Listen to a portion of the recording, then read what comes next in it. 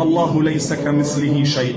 الله لا يسكن السماء، الله لا يجلس على العرش، الله ليس في الفضاء كالهواء، الله لا هو في مكان واحد ولا هو في كل الأماكن، لأنه هو الذي خلق الأماكن، هو ربها، هو خالقها، هو الذي أوجدها فلا يحتاج إليها، هو موجود أزلا وأبدا بلا جهة ولا مكان. هذه عقيدة الأنبياء هكذا علموا الناس، الله موجود بلا مكان.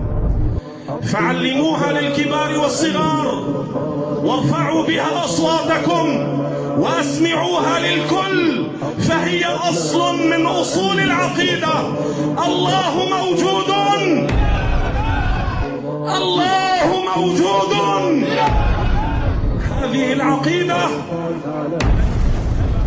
ليس من المسلمين، ومن وقع في الكفر مازحا أو غاضبا أو لاعبا لا يرجع للإسلام بقول أستغفر الله، إنما يرجع للإسلام بقول لا إله إلا الله محمد رسول الله.